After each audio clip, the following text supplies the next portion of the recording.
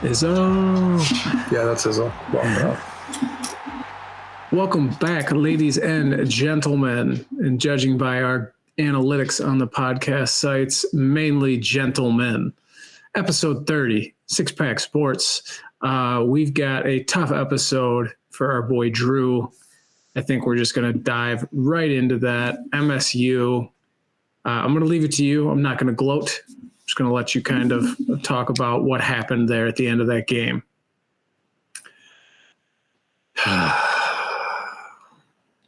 Do we have to?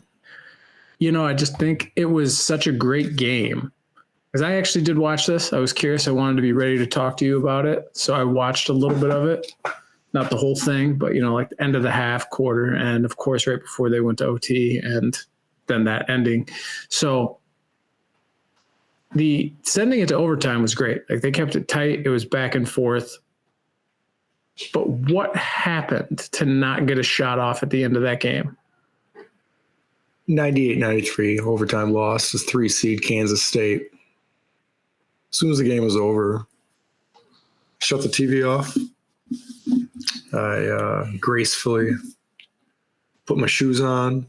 I went outside, filled up my wood stove, came back inside, fed the dog, took a quick shower. I went to bed. You put yourself to bed. I put myself to bed, yes. I was crying, man tears. No, all jokes aside, like I went radio silent on people. I ghosted everybody who wanted to have a conversation immediately after the game. I woke up in the morning and I had 72 messages.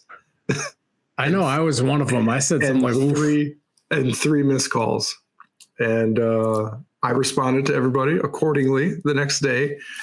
But, you know, the big theme that I saw that just drove me bananas, and you just said it yourself, and I think you said it just to trigger me a little bit, but, oh, what a great game. No, it wasn't. It was not a good game. For the casual fan. For the casual fan, sure. If you love seeing uncontested layups and dunks, I'd rather see, like, it's not like they were draining contested Kevin Durant style buckets. I mean, they were living under the rim with warm up caliber layups. Like, that's not a good game to me. I guess what I meant by it, like, it was back and forth. It was score. It was tight the whole way. You got overtime. For someone that had nothing really vested in the game, it was fun to watch. Okay, I wholeheartedly agree there. I get it. If I'm in your shoes, I get what you're saying though. Like, even as a fan of the team, even if they won that game, I'm going to be saying the same things in this podcast with a little bit chipper. Hey, we figured it out and we got it done. But to say that it was a great game is just blasphemous to me because it wasn't. So I guess the phrasing, it was an enjoyable game to watch. It wasn't a great game of basketball, but it was a fun game for me to watch. For you, that's great. That's how I would have to say it. I was miserable. How I would phrase it. I was miserable for 40 minutes of basketball there. It was terrible. We got straight slayed by a middle school playbook and let a dude who needs a freaking booster seat to drive a car smoke him for an NCAA record of assists. Like, I mean, that was like you out there running the point. Minus 2 inches. No. He's 5'7". He's a small man. The further this podcast gets along, the shorter he's going to be. He's going to be 5'1" by the end of the podcast. He's going to be Spud Webb by the end of the don't get me wrong. Noel's he's a fine player. He was great. He played a very well game, probably his career game. But half of his assists were from Michigan State defenses over helping, doubling him up when he drove the lane. That's what they wanted. And at the end of the game, they finally put Akins on him, and he guarded him late in the game, and he forced Noel to finish. And that's what I was screaming at the TV to do. And I don't know if you remember the play, but Noel drove the lane. All Akins did is give him space and put his hands up, and Noel just shot right into his hands, and the refs called a jump ball. I was like, that's how you stop him. You stop a middle school athlete by just putting your hands up. Like, okay, It's unreal. It's unreal how easy to stop that dude was. And if he was driving a lane and he was getting buckets, fine. If we continue to get beat because he can finish, we'll adjust. But until then, make him finish. 10 assists, normal. 20 assists, your fault. Look in the mirror. So I want to ask, we don't have this one on the script, but I got to put it to you. Judging by what you said, they didn't play well. And seeing now how the Elite Eight went and the teams that have made it through, are you dying knowing Michigan State had a legitimate chance at a natty this year now?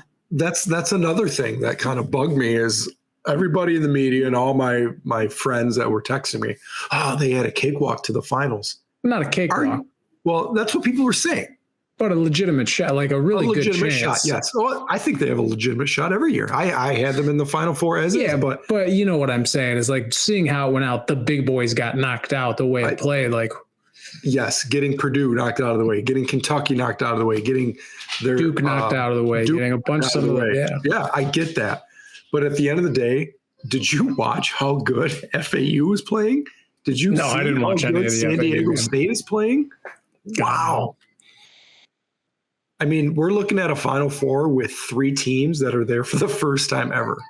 Yeah, it was the highest seed at UConn at a 4. Like this year has truly been madness. Yeah. The brackets that I'm in with my family, I think there's like 20 of us. It's already decided because nobody had anybody left after Texas lost. So it's over. Like nobody even cares to watch. I bet you this is one of the lowest rated finals because so many people are busted. It's what they're saying, and I hope it's not true. I hope it's not true because earlier in the year they said, "Oh, the transfer portal that's going to ruin college basketball. All the blue bloods are going to get stronger. The rich is going to get richer." Explain this. Explain this then. Make it make sense because we have 4. Well, UConn's they're a traditional basketball school, but realistically, a good program. Yes, they're a 4 seed this year, which is usually a stretch when they make it. It's a good story when a 4 seed makes the Final Four. Mm-hmm. So to see kind of what's happening, I love it. I like to see some different teams get in. What's exciting about this too is alumni. This is really more special for alumni of those schools, fans of those schools that, would never have really had this opportunity in the past. What do you say? 3 of the schools had never been there before? Never. So 3 schools that have never had a chance to go to Final Four games get to go and experience that. You're going to get alumni from every year of these schools that are still alive trying to get to these games and be invested. And I think that's what's really cool about college sports is it doesn't matter when you went to the school, how close you grew up to the school, how old you are, how young you are. Once you have that connection, that sticks with you for a lifetime. And they haven't got to experience this part of being a fan yet, and now they get to. I think I agree. I agree with everything that you just said. And I think it's great for college basketball that we have these 4 teams in there because it's going to show potential transfer athletes, hey, maybe if I do stick it out at the smaller school, we have the opportunity to make a Sweet 16, to beat a 1 seed, to make a Final Four. It makes sense. I would say basketball is one of those sports where if you get that guy that just gets hot, like similar to a goalie in hockey, like if you get the hot goalie going into the playoffs, nobody's scoring on you. You're going to go far. If you get that guy, 2008 Red Wings, right? Like, nobody could score on, was it Osgood or Hasek that year? That's good. Yeah, I think it was Ozzy that year, but maybe I digress. Not hockey guys, not big hockey guys. Same, but I just know we won in 08. Yeah, I think both of those goalies were on the 2000 teams that won, so I don't think either of them were on the roster in 08. Just disregard that, everyone. No, but you see these teams like get hot at the right time. Like in football, if you run into an Alabama, like you have to play your perfect game to beat them. But in basketball, in baseball, in hockey, like you can get streaky. You can have somebody pitch a perfect game and beat somebody they shouldn't. You can have a goalie go lights out. You can have a guy take over a game in basketball and really a handful of games when they get hot and win you a championship. I agree 100%. And that kind of foreshadows a little bit about what I thought Malik Hall was going to do in the tournament. He was going to be that guy that took the next step on his legacy for Michigan State basketball. That did not happen. He had 3 bad games. I just can't say enough on how he had the opportunity to play better and make plays. It just didn't happen. Again, am I a 37-year-old dude sitting on my man cave watching this game? 100%. I get it. I'm not going to go too hard on these guys. Maybe I am. Maybe I'm not. What else do we have to do? What else do we have to do? And at the end of the day, these 18 to 21-year-olds, age-wise, they don't deserve this. I get it. But as much as credit as I gave them entering the Sweet 16, I got to be real and talk losses. Also, NIL allows us to critique these guys, in my opinion. They're getting paid. Yeah, some of them. I think it's a fine line. But when you put yourself out there, when you compete, whether it's in sports, whether you make art, and anytime you put your body of work on display, you open yourself up for critique. So I don't feel bad about it. I'm not going to be a jerk about it to some of these kids unless I lose money on it, and then all bets are off. I mean, I do want to note to the listeners we got out there, on the notes, we have Malik Hall, what did he do with his legacy? And then the next bullet point Drew has is just the word sad. He's just sad. It was like a note for me just to say it. It made just sad. Also, so before Cooper, Sissoko. Before we move on from Malik Hall, where do you think, where does he go next from here? Where do you think his trajectory is? I mean, he's got one more year of eligibility with Michigan State University. And I'm going to be completely honest with you. I don't know if he's going to be welcomed back.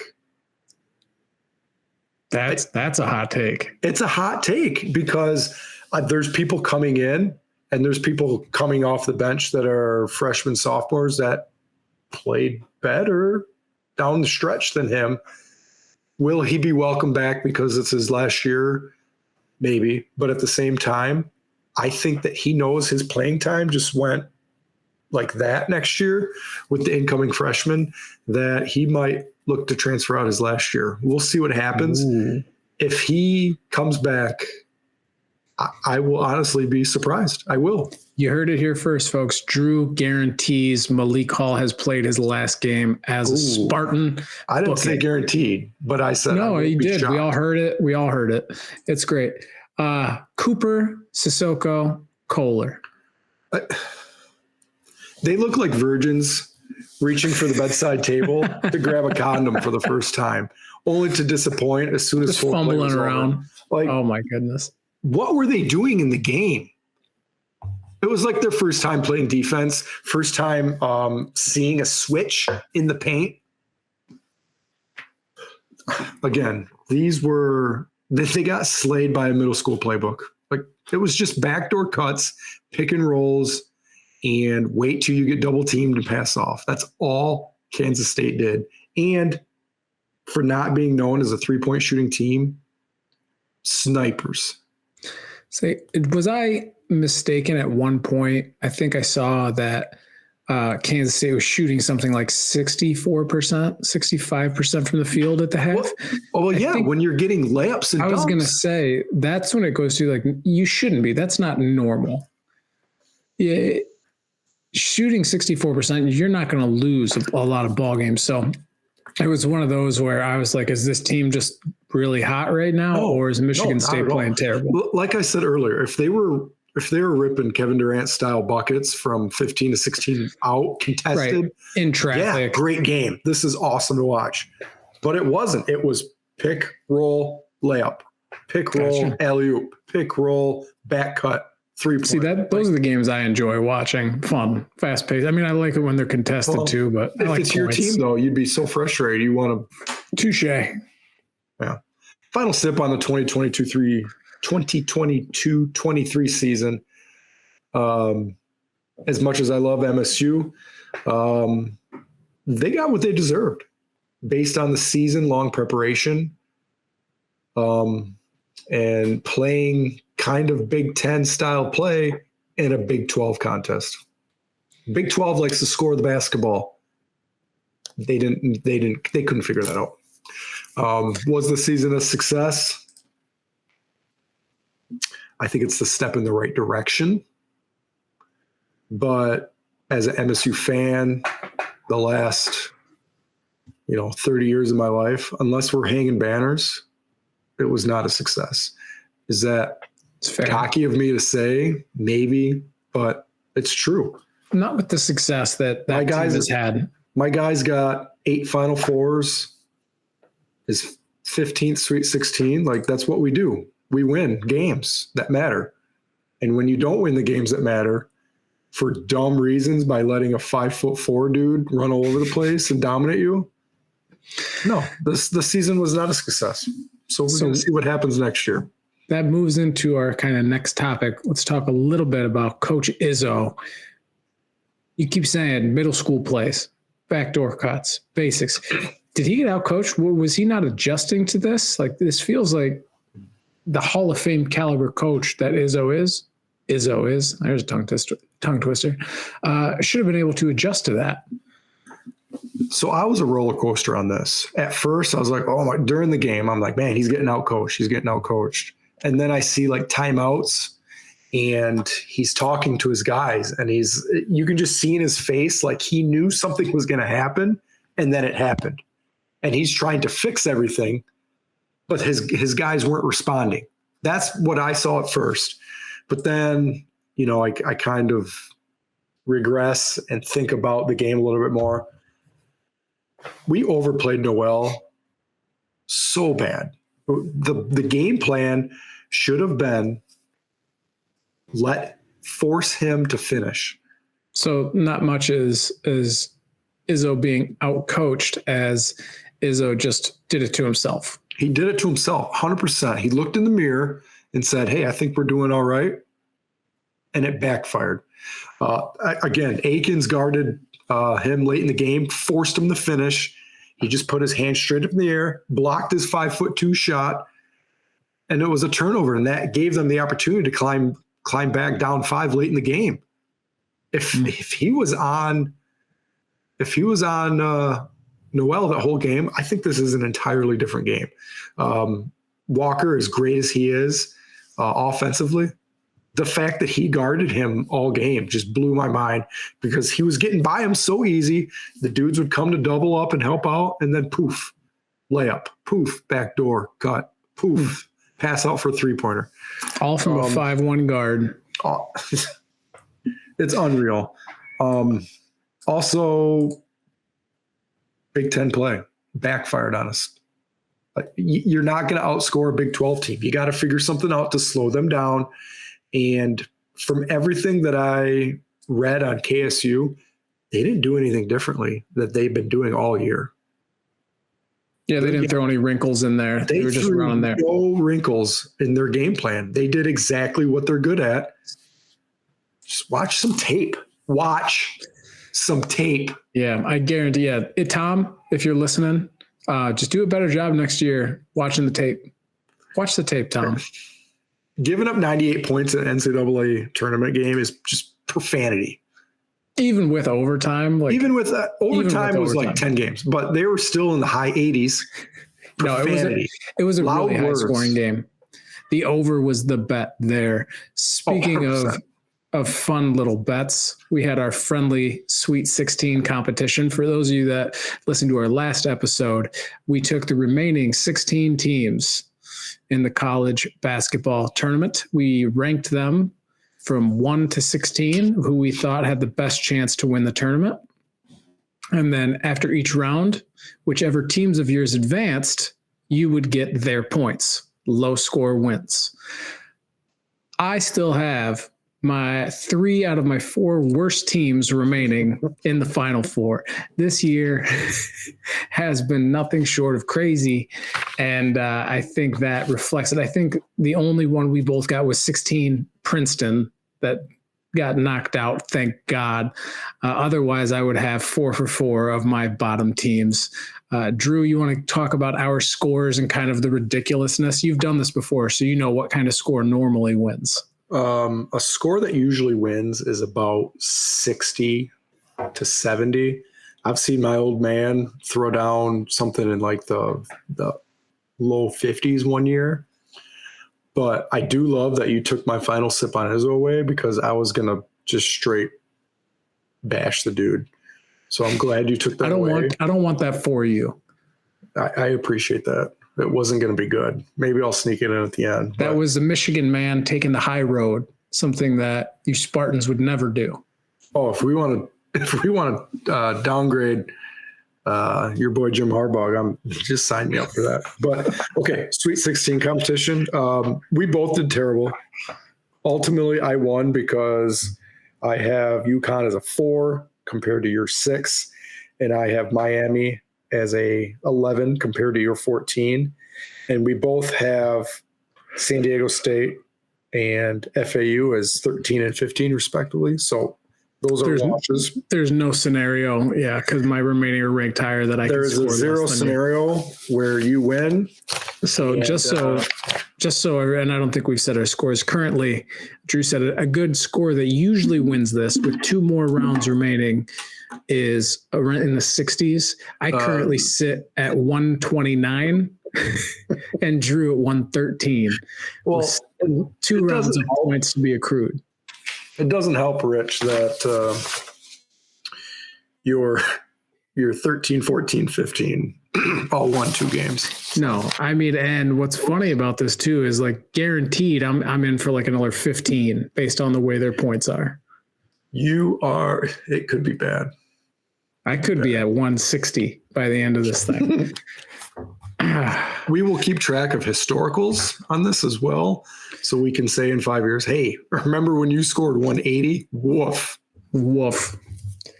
I'll take that very much to heart because I really dedicated some time and effort to preparing for this. There's no need to further talk about this.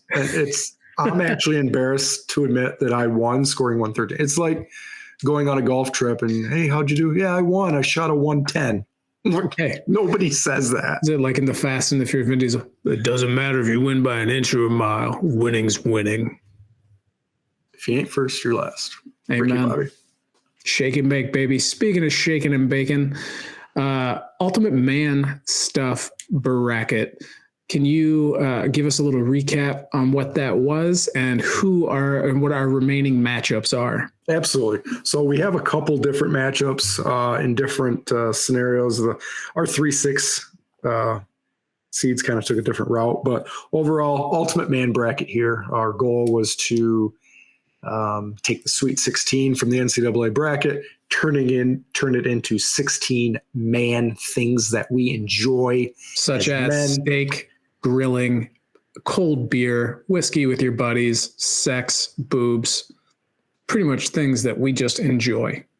Absolutely. Perfect golf shot, man's best friend of your dog, slapping your wife's ass. It's classic American man things. Surprisingly difficult. There was a few good upsets as well. So Drew, without any further ado, lead us in. What do we got? In the Elite 8. So tonight we're going to rip through our Elite 8, leave the Final 4 for next weekend to correspond with the Final 4 of the NCAA tournament.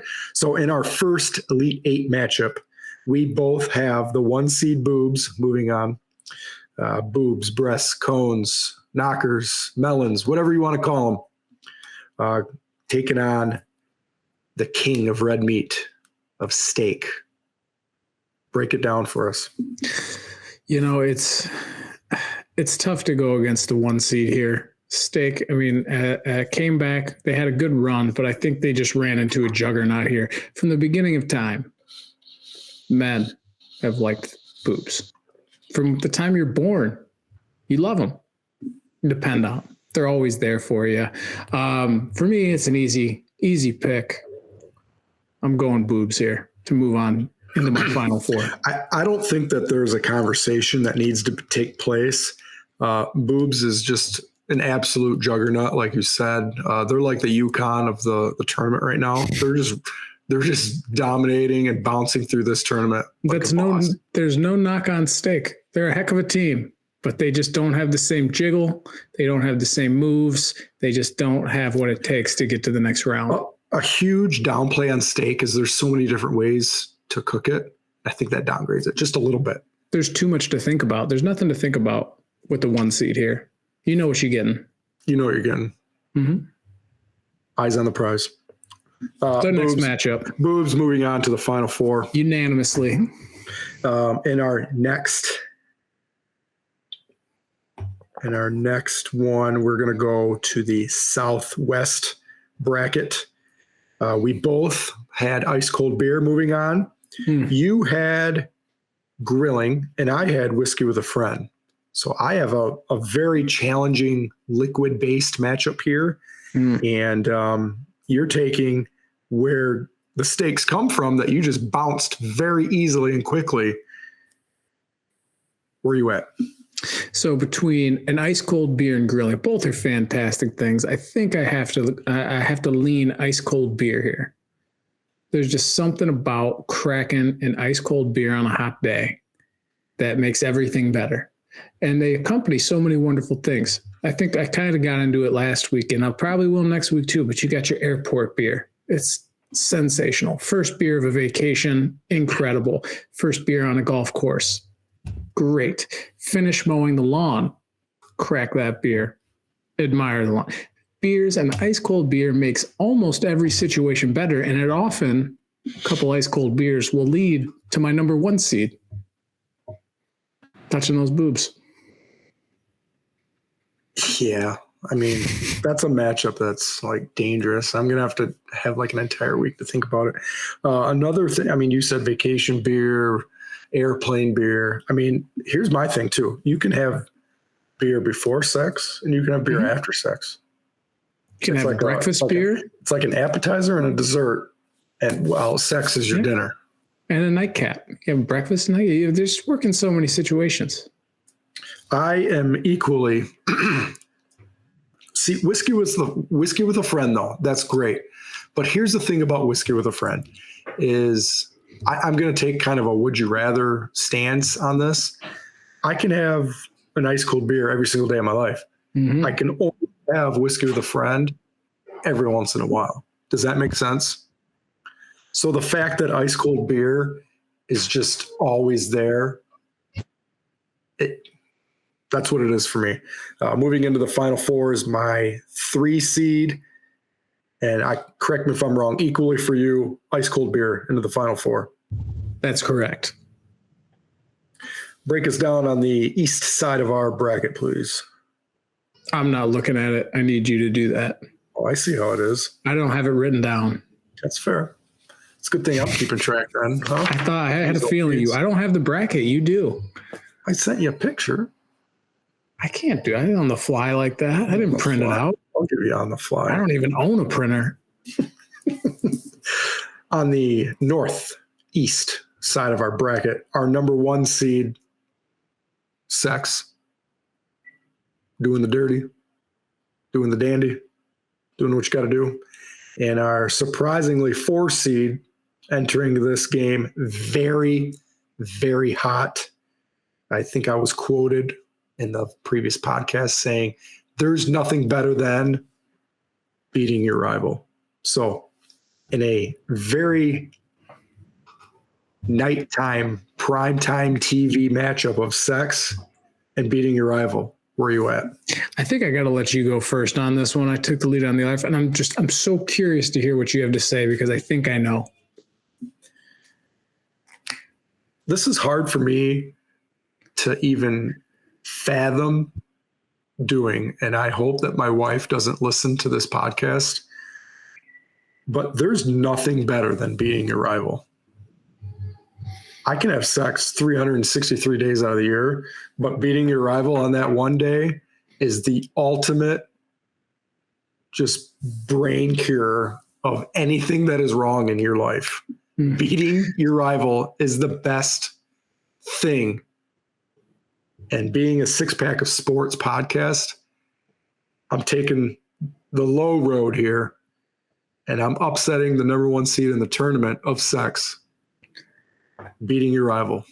I had a feeling you were going to go that way, and I can't ride with you on this one. I've got to go chalk here because I'll tell you what, if the situation had arisen where you've got the choice of I can have one or the other, I'm going to take sex. You're selfish. I am. But here's the thing. I'm not on the team. I don't win. I don't get a ring. Oh, I'm part of the team. Yeah. My name's not on the back of no jersey here. So if you're telling me, my wife comes to me, is like, hey, you want to get it? It's like, yeah.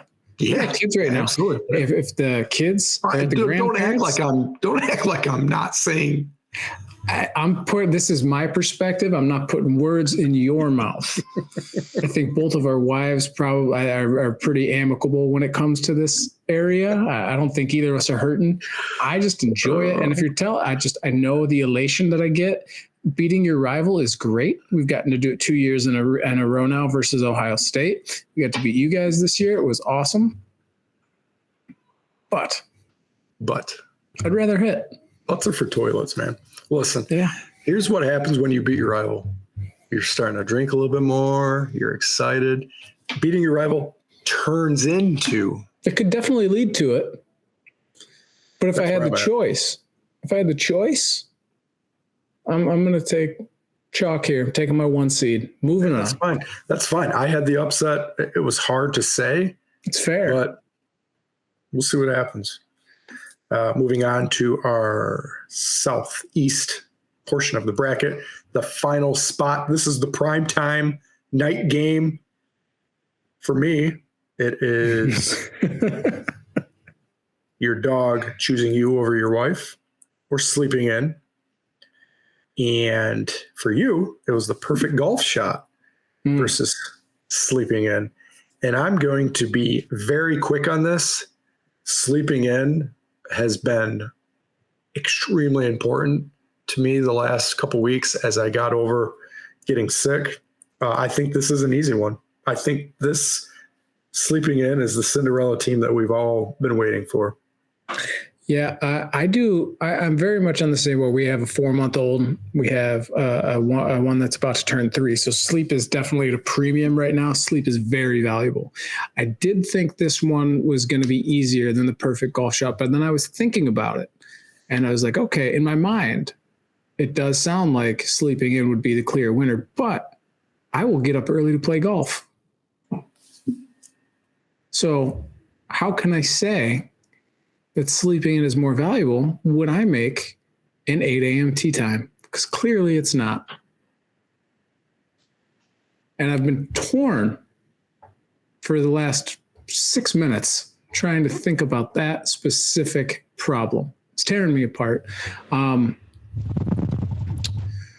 guess the only thing I can say is I'm not guaranteed that perfect golf shot, right? Mm-hmm. You go play golf, I don't know. If I knew I was guaranteed the golf shot, just one, I still don't know. I think I would probably take sleeping in. Here's my question for you. I got to be honest with you. What is the perfect golf shot? It's the perfect golf shot on your next shot. I understand that, but is it to the quality of the shot? Is that for your personal? Yeah, it's like when you so you know what it is. It's when you hit the ball flush in the center of the club and you don't feel it, and you get the perfect follow through and it flies exactly where you want it to. If it's a drive, you blast it right down the center of the fairway. If it's an approach, you put it like 3 feet from the hole. If it's a putt from the other side of the green, you drain it. It just drops in over the cup. You couldn't have done it better. That's the perfect golf shot. I get it. It's such a good feeling. But I think in about a year, I'm going to flip this. Next year, I don't think sleeping in will make it as far, because I know when we had a 1.5-year-old sleep, we were getting better sleep. But right now, I will take sleeping in over just about anything. And I have to say, I'm riding that 7 seed into so basically sleeping in was like an overtime win over perfect golf shot. It was ping pong and back and forth in my brain for a bit. So basically, the perfect shot couldn't get the shot off in the last just couldn't do 10 seconds of the game. In my mind, I was like, right now, I wouldn't make an early tee time. I just wouldn't do it. Wouldn't that suck to not be able to get a shot off in the last 10 seconds of a game? I can't imagine you have like the opportunity, you get out there and then you just fumble the ball and you can't even put up a 3. What sucks is your main 3-point shooter that is like 6'4", 6'5", being guarded by a 4'9" point guard and pass the ball. It's insane. I can't believe Wee Man was out there for for Kansas State and just running around on you guys. See Wee Man balling? I didn't think he had any eligibility left. He's like 44. I don't understand how that happened, but sleeping in, taking that last position there. So I think overall, our final four. Yep, read them out. Final four. On the west side of the bracket, our final four for both of us is Boobs. No surprise there. No surprise there. It's a number one seed. It kind of had an easy route into the. Boobs took out carbs and steak. Those are pretty easy matchups. Mm-hmm. Let's be honest. Ice Cold Beer had a little bit more difficult route there. Reviewing a perfectly cut lawn. That's a tough matchup because that's a pride for a man. And then it took out Whiskey with a Friend. Anything that you can do with a friend is going to hold some power to it. And for you, grilling, which is the ultimate man, like pride itself. Just alone time. Yeah. Ice Cold Beer deserves its spot in the Final Four as a 3 seed. On the, was that east or west, right side, left side? I don't even know. The other side of the bracket, you're riding high with the 1 seed. You're afraid of upsets, sex. And then I took beating your rival because there's just nothing better than it. Call me crazy. I'm a Michigan State fan. I hate the University of Michigan. I hate them. You're crazy. I'm a Red Sox fan. I hate the Yankees. Sorry. Everybody hates the Yankees. I hate the Chicago Bulls. I just hate them. No arguments there. That's OG. Spurs, too. I can't stand the Spurs. Yeah, I can't stand Manu Ginobili's face. Well, also Manu Ginobili, his face. Jeez, he's going after his personal face. You see his face, and it makes me angry. Do you remember when he brought in the Eurostep, and people are like, that's garbage. Like, well, how is this now, not traveling? And then they watch it. Everybody does it now. It's you got centers doing it now. It's crazy. Ginobili.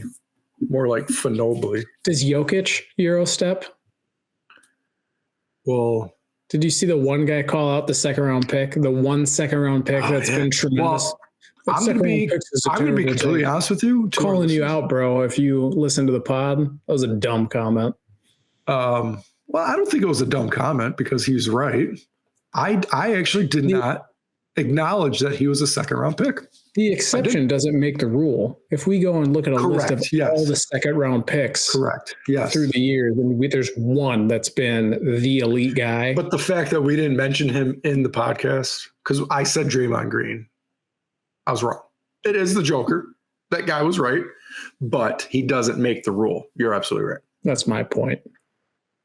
Anyways, we got sidetracked there. We got triggered by a mean comment on our TikTok. That's what we do. I'm petty. I don't care.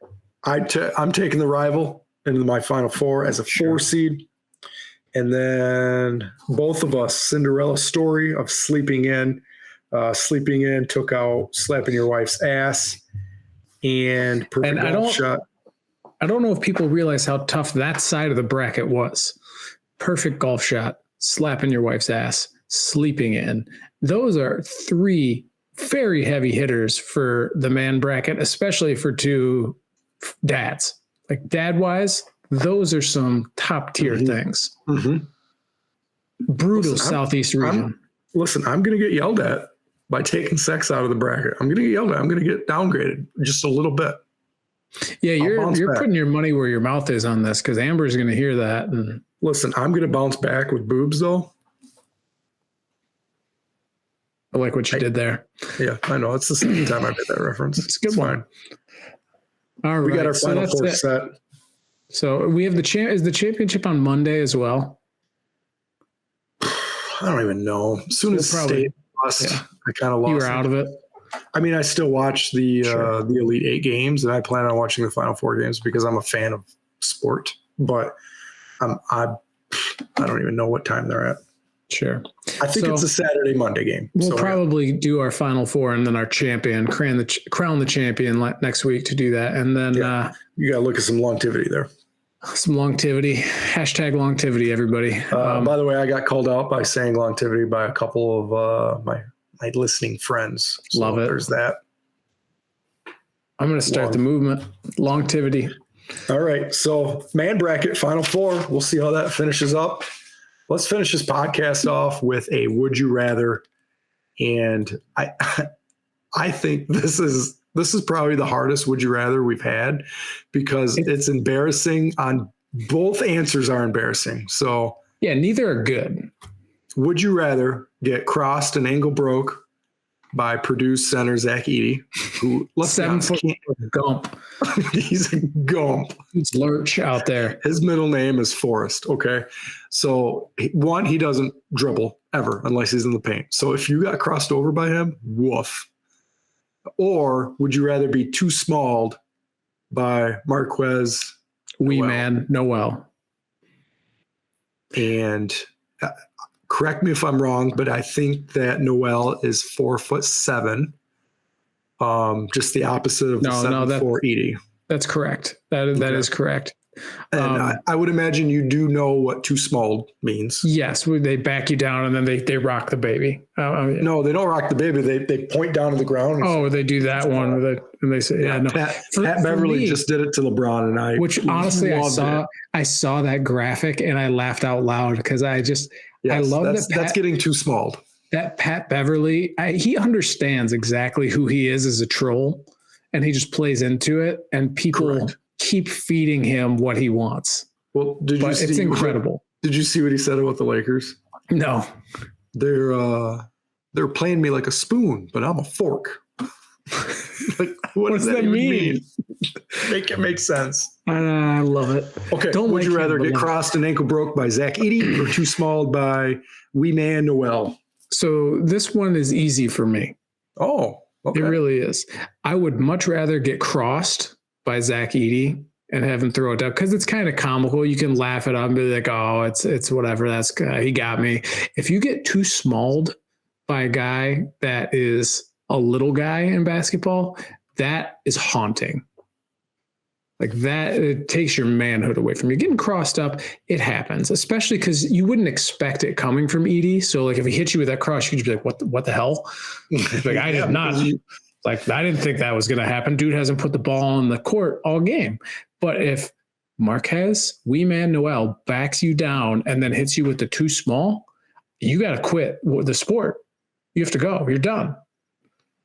Your wife's going to leave you. Your girlfriend's going to go. Your kids aren't going to respect you. They're going to start calling him daddy. My biggest thing with this is if you get crossed by Zach Edey, that's an ESPN top 10 moment that is going to get replayed and replayed and replayed and replayed on. That's like going to be an ESPY award for a month tops, and it's gone. Yeah, but what might be a little bit more important is how and why you get too small by Noel. Maybe I should have put in there. You got too small because you got dunked on, or too small because he out rebounded you or something. I think that could have went a little bit further on the explanation there, but the content, I think keeping it vague and just the general, something happened where he big timed you and he hit you with the too small, where he outsized or muscled. He's not sure. Just to me, that's the one. What about you? What are you going with? I think I'd rather get too small by the 3'7" Noel, because if he did something athletically to overpower me as a 2'9" athlete, I think he deserves to too small me. Yeah, I guess if an infant does out athletic you, you kind of have to let them throw their little baby hands down, give you your medicine. An infant. I don't know. That's tough. I mean, I also don't want to break my ankle. That's for you. No, I mean, wait, like, is it an actual break? Oh yeah. I just thought it was fracture. Like, oh, you fall down. I'm kidding. Yeah. You broke it. Yeah. I was gonna say, because if we're talking physical pain, I'm taking the too small. I don't like being hurt. But no, I definitely think that getting crossed up is funnier. Like you can kind of laugh it off. It happens. Getting too small by a little guy, it's embarrassing. Yeah, that's tough. I mean, I've never been too small by an elementary kickball champion, but we'll see what happens. Well, that's today's episode. Started off real somber because Izzo and Michigan State couldn't pull through. Kind of brought me back into life with talking about boobs and sex. Yep. But at the end of the day, there's nothing better than beating your rival, and I think that they're coming into this Final Four very hot. Riding high. I still think my favorite part is you just having the word sad as a bullet point for discussion topics today. Michigan Millie Call did not cement his legacy. Sad. Listen, that's the end of the episode. We'll be back next week to finish up our Ultimate Man's Bracket Final Four. And we're actually going to build a 6-pack of our favorite sports logos.